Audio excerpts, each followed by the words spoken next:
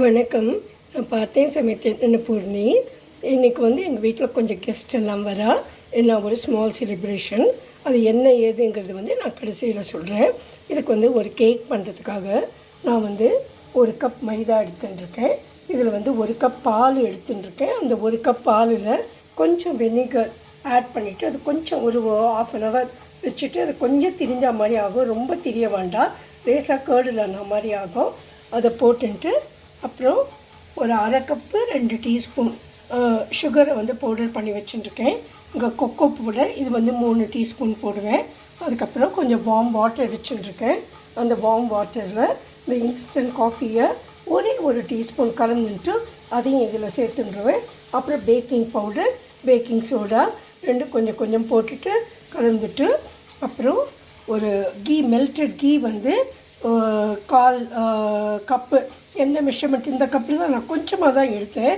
அதனால் இந்த 1/4 cup key எடுத்துட்டுருக்கேன். Melted butter அதையும் ஆட் பண்ணிவிட்டு முதல்ல நம்ம அந்த பேட்டர் தயாரிச்சுடலாம். அதுக்கப்புறம் நான் இது இங்கே வச்சுருக்கேன். இதை சூடு பண்ண வச்சுருக்கேன்.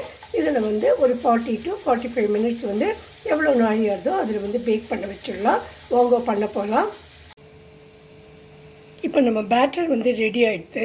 இதில் கொஞ்சம் ட்ரை ஃப்ரூட்ஸ் எல்லாம் போட்டுடலாம். நான் கொஞ்சம் பாதாம், முந்திரி பருப்பு, அப்புறம் டியூட்டி ஃப்ரூட்டியில் வச்சுருக்கேன். அதெல்லாம் போட்டு இதில் கலந்துட்டு நம்ம அடுப்பில் வச்சிடலாம்.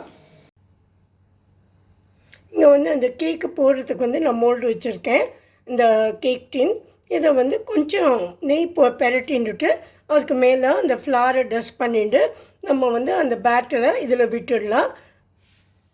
இங்கே நான் அந்த பேன் வச்சுருக்கேன். இதை பேக் பண்ணுறதுக்காக ஒரு பாத்திரம் வச்சுருக்கேன். அது கொஞ்சம் பழைய பாத்திரம் தான். அதில் கொஞ்சம் ஒரு ஸ்டாண்ட் வச்சுட்டு அதை கவர் பண்ணிவிட்டு மூடி வச்சுருக்கேன். இது ஒரு 20 மினிட்ஸ் 15 to 20 மினிட்ஸ் முதல்ல ஹீட் பண்ணிக்கணும். அதுக்கப்புறம் நம்ம கேக்கை வச்சுட்டு கேக் பேட்டர் வச்சு முதல்ல கொஞ்சம் பெருசாக வச்சுட்டு அப்புறம் கொஞ்சம் சின்னதாக்கிக்கணும் கேஸை. இது ஒரு 45 மினிட்ஸ் to 50 மினிட்ஸ் ஆகும். அப்புறம் நம்ம செக் பண்ணிவிட்டு வெந்துதா என்னன்னு பார்த்துட்டு இறக்கிடலாம். ஒரு 1 or 2 ஹவர்ஸ் அதை கொஞ்சம் கூல் பண்ணிவிட்டு அதுக்கப்புறமா நம்ம அதை இன்வெர்ட் பண்ணிடலாம், தட்டுக்கு மாற்றிடலாம். இப்போ பன்னீர் மசாலா பண்ண போகிறேன். அதுக்காக கொஞ்சம் ஒரு ஸ்பூன் எண்ணெயும் ஒரு ஸ்பூன் நெய்யும் விட்டுருக்கேன். அதில் ஜீரகம் போட்டுருக்கேன். கொஞ்சம் சூடாகட்டும். இங்கே வெஜிடபிள்ஸ்லாம் கட் பண்ணி வச்சுருக்கேன். இதில் ஆனியன் அண்ட் கார்லிக்கு ஒரு கார்லிக், அப்புறம் இங்கே பன்னீர் எடுத்து வச்சுருக்கேன். இங்கே கேப்சிகம் அண்ட் டொமேட்டோஸ். இப்போ அது கொஞ்சம் ஆனப்புறமா முதல்ல வெங்காயமும் இந்த பூண்டையும் போட்டுடலாம். அதுக்கப்புறம் இந்த மற்ற வெஜிடபிள்ஸை போட்டுட்டு மசாலாஸ்லாம் ஆட் பண்ணலாம். இப்போ நம்ம போட்டு வெஜிடபிள்ஸ்லாம் கொஞ்சம் நல்லா சேர்ந்து வந்துடுது. இதில் மசாலா பொடியெல்லாம் ஆட் பண்ணிடலாம். அதாவது இங்கே யூஸ்வலாக நம்ம போடுறது தான் ரெட் சில்லி பவுடர், கொஞ்சம் காஷ்மீரி சில்லி பவுடர், அப்புறம் கொரியாண்டர் பவுடர், கியூமின் பவுடர், ஜீரக பவுடர் இதெல்லாம் ஆட் பண்ணியிருக்கேன். கொஞ்சம் அந்த வெஜிடபிள்ஸ்க்கெல்லாம் போடுற ஒரு மசாலா பவுடர் இருக்குது, அதுவும் கொஞ்சம் ஒரு ஸ்பூன் ஆட் பண்ணிட்டுருக்கேன். அதை தவிர ஜீரா பவுடரை ஆட் பண்ணிட்டுருக்கேன், ஷாஹி ஜீரா பவுடரும். இதெல்லாம் ஒன்றா சேர்த்து இதில் போட்டுடலாம். இது கொஞ்சம் எல்லாம் சேர்ந்ததுக்கப்புறமா நான் பன்னீரை ஆட் பண்ணுறேன். பன்னீர் ஆட் பண்ணி ஒரு 3 or 4 மினிட்ஸ்க்கு அப்புறம் கரம் மசாலா பவுடரும் கஸ்தூரி மேத்தியும் ஆட் பண்ணி ஃப்ரெஷ் க்ரீம் போட்டு அது ரெடி ஆகிடும். இப்போ இதில் பன்னீரை ஆட் பண்ணிவிட்டு நான் இதெல்லாம் சேர்ந்து கொஞ்சம் வரட்டும், ஒன்றா சேர்ந்து வரட்டும். ஒருவேளை உங்களுக்கு வேணும்னா நீங்கள் இந்த பன்னீரையே மேரினேட் மாதிரி பண்ணிக்கலாம். அதாவது எல்லா ட்ரை பவுடர்ஸையும் போட்டு நல்லா கலந்து வச்சுட்டு கொஞ்சமாக எண்ணெயிலையோ இல்லை நெய்யிலையோ ரோஸ்ட் பண்ணி போடலாம். நான் அப்படி போடுறதில்ல. ஏன்னா சம்டைம்ஸ் அது கொஞ்சம் ரப்பரியாக ஆகிடுறது, பசங்க சாப்பிட மாட்டேங்கிற. அதனால நான் ப்ளெயினாகவே போட்டிருக்கேன்.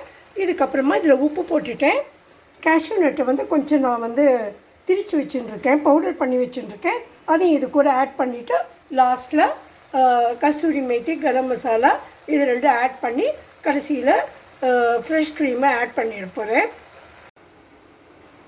பன்னீர் மசாலா ரெடி ஆகிடுது. இதுக்கு மேலே கஸ்தூரி மேத்தி போட்டுட்டேன். அதுக்கப்புறம் கொஞ்சம் ஃப்ரெஷ் க்ரீமும் நான் ஆட் பண்ணிட்டேன். இதை இப்படியே சர்வ் பண்ண வேண்டியது தான். கேக் எப்படி இருக்குதுன்னு பார்த்துன்னு வரலாம். நம்ம கேக் இங்கே நல்லா வந்திருக்கு, நல்லா ஸ்பாஞ்சியாக வந்திருக்கு. இதை தவிர நான் ஜீரா ரைஸ் பண்ணியிருக்கேன். இங்கே வந்து அந்த பன்னீர் மசாலா பண்ணியிருக்கேன். இது தவிரவும் நான் கொஞ்சம் ரெசிபீஸ்லாம் பண்ணினேன். அந்த ரெஸ்ட் ஆஃப் த ரெசிபீஸ் வந்து நான் நெக்ஸ்ட் வீடியோவில் உங்களோட ஷேர் பண்ணிக்கிறேன். Thank you very much for your time. Please subscribe to my channel. Thanks a lot.